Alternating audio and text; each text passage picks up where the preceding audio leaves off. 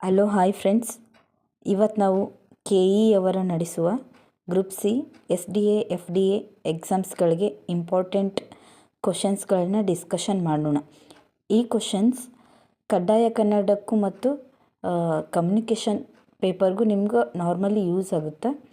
ಇವು ಜಾಸ್ತಿ ಇಂಪಾರ್ಟೆಂಟ್ ಆಗಿರುತ್ತೆ. ಹಿಂದೆ ಈ ಕ್ವಶನ್ಸ್ಗಳನ್ನು ಕೇಳಿದ್ದಾರೆ, ಮುಂದೆ ಕೇಳ್ತಾರೆ. ಇದು ನಿಮ್ಗೆ ಇಂಪಾರ್ಟೆಂಟು, ನೀವು ನೆನ್ಪಿಟ್ಕೊಂಡು ಆನ್ಸರ್ ಮಾಡಿ. ಒಂದು ಸತಿ ಅಲ್ಲ, ಎರಡು ಸತಿ ಕೇಳ್ರಿ, ನಿಮಗಿದು ಯೂಸ್ ಆಗುತ್ತೆ. ಓಕೆನಾ? ಮೊದಲನೇದಾಗಿ ಡಿಸ್ಕಷನ್ ಮಾಡೋಣ ಫ್ರೆಂಡ್ಸ್. ಫಸ್ಟ್ನೇ ಕ್ವಶನ್ನು,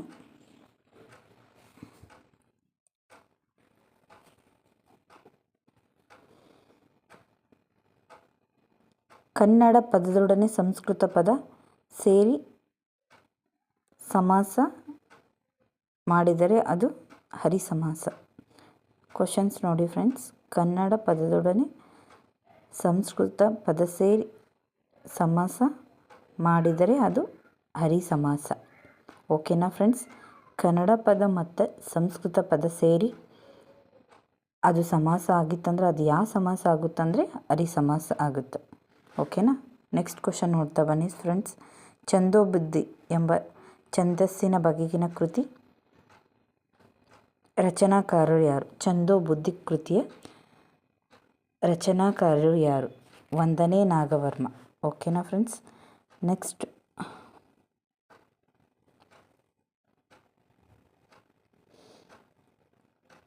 ಬರನ ಬರಬರ ಎಂಬ ಗಣಗಳು ಬರುವ ವೃತ್ತ ಯಾವುದು? ಬರನ ಬರಬರ ಎಂಬ ಗಣಗಳು ಬರುವ ವೃತ್ತ ಯಾವುದು? ಇದರಲ್ಲಿ ಆನ್ಸರ್ ನೋಡಿ ಫ್ರೆಂಡ್ಸ್. ಉತ್ಪಲಮಾಲಾ ವೃತ್ತ. ಎರಡು ಅಥವಾ ಅನೇಕ ನಾಮಪದಗಳು ಸೇರಿ ಸಮಾಸವಾದಾಗ ಬೇರೊಂದು ಪದದ ಅರ್ಥವು ಪ್ರಧಾನವಾಗಿದ್ದರೆ ಅದನ್ನು ಹೀಗೆನ್ನುವರು. ಎರಡು ಅಥವಾ ಅನೇಕ ನಾಮಪದಗಳು ಸೇರಿ ಸಮಾಸವಾದಾಗ ಬೇರೊಂದು ಪದದ ಅರ್ಥವು ಪ್ರಧಾನವಾಗಿದ್ದರೆ ಅದನ್ನು ಏನಂತಾರ ಅಂದ್ರೆ ಬಹುವ್ರೀಹಿ ಸಮಾಸ ಅಂತಾರೆ. ಓಕೆನಾ? ಕನ್ನಡಿಗ ಈ ಪದವು ತದ್ದಿತಾಂತ ನಾಮ. ಅವ್ಯಯ. ಅವ್ಯಯ ಎಂದರೇನು? ಲಿಂಗ ವಚನ ವಿಭಕ್ತಿಗಳಿಂದ ರೂಪಭೇದಗಳನ್ನು ಹೊಂದದೇ ಇರುವ ಶಬ್ದಗಳು. ಲಿಂಗ ವಚನ ವಿಭಕ್ತಿಗಳಿಂದ ರೂಪಭೇದವನ್ನು ಹೊಂದದೇ ಇರುವ ಶಬ್ದಗಳು ಅವ್ಯಯಗಳೆನ್ನುವರು. ಓಕೆನಾ ಫ್ರೆಂಡ್ಸ್? ನೆಕ್ಸ್ಟ್ ಕ್ವಶನ್ ನೋಡಿ ಫ್ರೆಂಡ್ಸ್.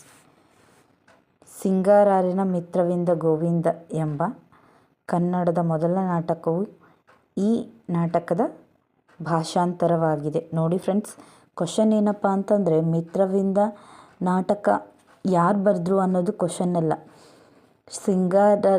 ಸಿಂಗಾರರ್ಯರು ಮಿತ್ರವಿಂದ ಗೋವಿಂದ ಎಂಬ ಕನ್ನಡದ ಮೊದಲ ನಾಟಕವು ಈ ಮೂಲ ನಾಟಕದ ಭಾಷಾಂತರವಾಗಿದೆ. ಮಿತ್ರವಿಂದ ಗೋವಿಂದ ಆಯ್ತಲ್ಲ ನಾಟಕ, ಈ ನಾಟಕದ ಭಾಷಾಂತರವಾಗೈತಿ. ಯಾವ ನಾಟಕದ್ದು ಅಂತಂದರೆ ಶ್ರೀ ಅರಿಶನ ರತ್ನಾವಳಿ. ಶ್ರೀ ಅರಿಶನ ರತ್ನಾವಳಿ ಆನ್ಸರ್. ಓಕೆನಾ? ನೆಕ್ಸ್ಟ್ ಕ್ವಶನ್ ನೋಡಿ ಫ್ರೆಂಡ್ಸ್.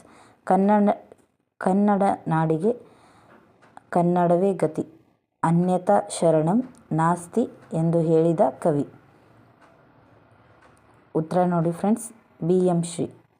ಕನ್ನಡ ನಾಡಿಗೆ ಕನ್ನಡವೇ ಗತಿ, ಅನ್ಯಥಾ ಶರಣಂ ನಾಸ್ತಿ ಎಂದು ಹೇಳಿದ ಕವಿ BM ಶ್ರೀ.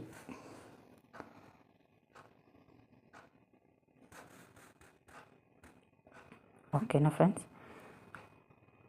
ಕರ್ಮಪದವನ್ನು ಅಪೇಕ್ಷಿಸುವ ಧಾತುಗಳನ್ನು ಈ ರೀತಿ ಕರೆಯಲಾಗುತ್ತದೆ. ಕರ್ಮಪದವನ್ನು ಅಪೇಕ್ಷಿಸುವ ಧಾತುಗಳನ್ನು ಸಕರ್ಮಕ ಧಾತು ಎಂದು ಕರೆಯುತ್ತಾರೆ. ಅವರು ಊರಿಗೆ ಹೋದರು. ಇಲ್ಲಿ ಗೆರೆ ಎಳೆದ ಪದದ ವಿದ್ಯಾರ್ಥಕ ರೂಪ ಯಾವುದು? ನಿಮಗೆ ನಾರ್ಮಲಿ ಗೊತ್ತಿರುತ್ತೆ ಫ್ರೆಂಡ್ಸ್. ಯಾವುದು ವಿದ್ಯಾರ್ಥಕ ರೂಪ ಅಂತಂದರೆ ಹೋಗಲಿ, ಹೋಗಲಿ, ಮಾಡಲಿ, ತಿನ್ನಲಿ ಎಂಬುದು ವಿದ್ಯಾರ್ಥಕವಾಗಿರುತ್ತದೆ.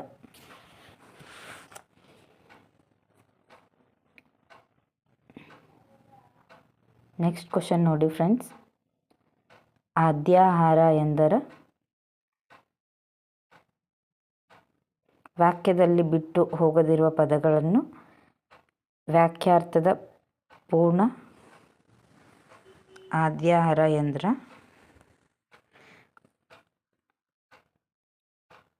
ವಾಕ್ಯದಲ್ಲಿ ಬಿಟ್ಟು ಹೋಗಿರುವ ಪದಗಳನ್ನು ವಾಕ್ಯಾರ್ಥದ ಪೂರ್ತಿಯಾಗಿ ಇರುವ ಪದಗಳ ಆಧಾರದಿಂದ ಊಹಿಸಿಕೊಂಡು ಸೇರಿಸುವುದು.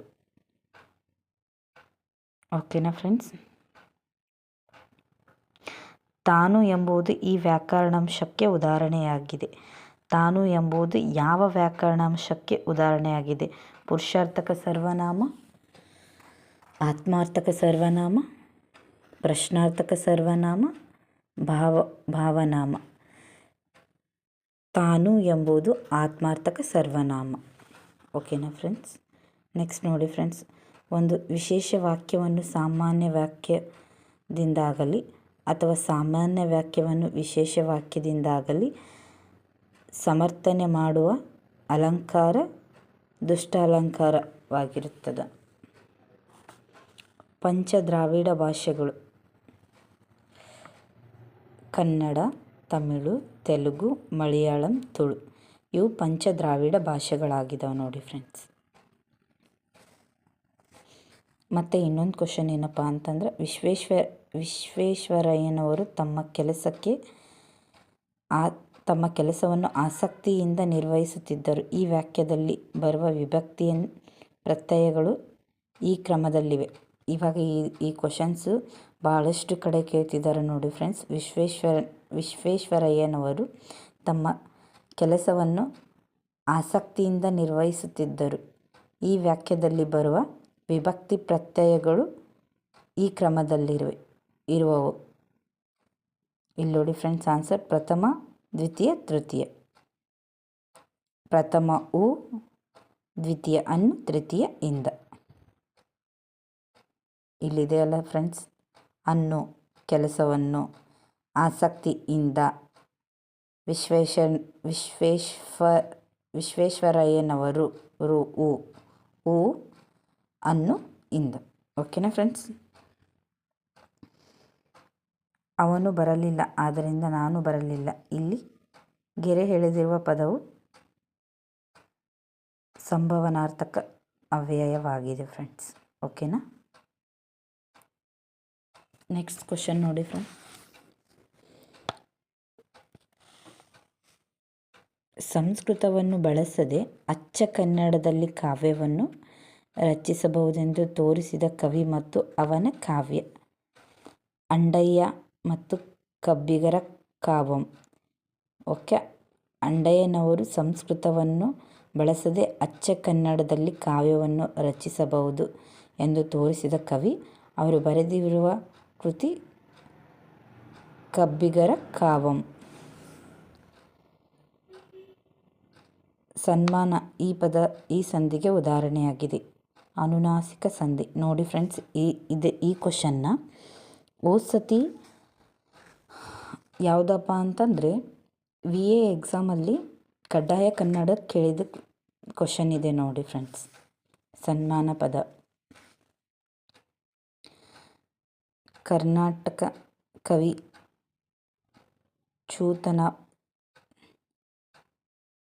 ಚೂತನವನ ಚೈತ್ರ ಎಂಬ ಬಿರುದನ್ನು ಪಡೆದ ಕವಿ ಲಕ್ಷ್ಮೀಶ.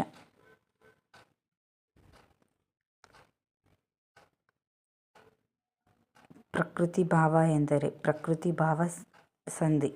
ಭಾವ ಸಂಧಿ ಎಂದರೆ ಸ್ವರದ ಮುಂದೆ ಸ್ವರವು ಬಂದು ಸಂಧಿ ಕಾರ್ಯವಾಗದೆ ಹಾಗೆ ಇದ್ದರೆ ಅದನ್ನು ಪ್ರಕೃತಿ ಭಾವ ಸಂಧಿ ಎಂತಾರೆ. ಓಕೆನಾ friends? Thank you, bye friends. Video ಇಷ್ಟ ಆದರೆ ಲೈಕ್ ಮಾಡಿ, ಶೇರ್ ಮಾಡಿ, ಸಬ್ಸ್ಕ್ರೈಬ್ ಮಾಡಿ.